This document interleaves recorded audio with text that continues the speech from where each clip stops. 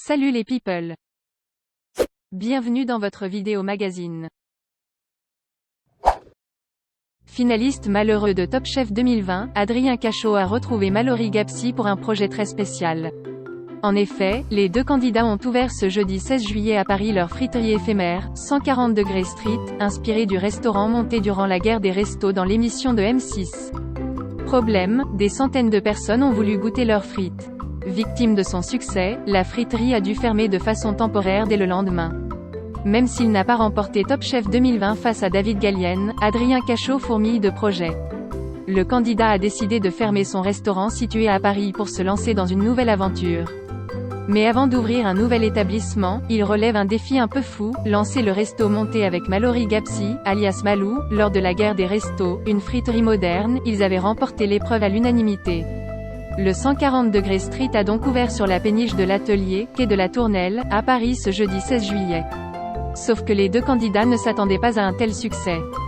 Dès le jour de l'ouverture, Mallory et Adrien ont été surpris de découvrir des centaines de personnes faisant la file pour déguster un burger ou simplement une barquette de frites. Sauf que les clients ont été trop nombreux. On pensait assurer 400 couverts en une journée, et on a été dévalisé en un midi, a confié Adrien Cachot aux Parisiens. Ce dernier avoue ne pas avoir mesuré l'engouement de Top Chef aux yeux du public. Résultat, les deux chefs et amis ont été forcés de fermer les portes de leur friterie éphémère dès le vendredi midi. C'est un désastre, juge Adrien Cachot qui ajoute « C'est hyper touchant, hyper gênant aussi de les faire attendre pour une portion de frites.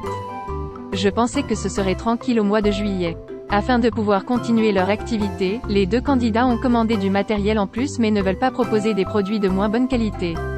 On préfère tout éplucher, courir comme des malades et faire notre ketchup, que proposer des sauces toutes faites.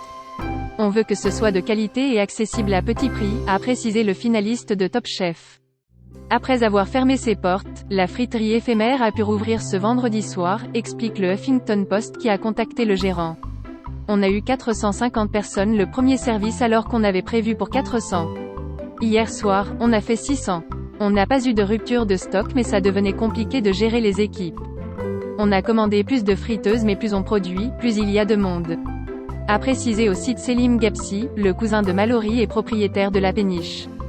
Face à l'afflux, la friterie éphémère des deux candidats de Top Chef ne devrait pas être présente plus longtemps que prévu. Elle pourrait même fermer ses portes avant le 1er août, confie Adrien.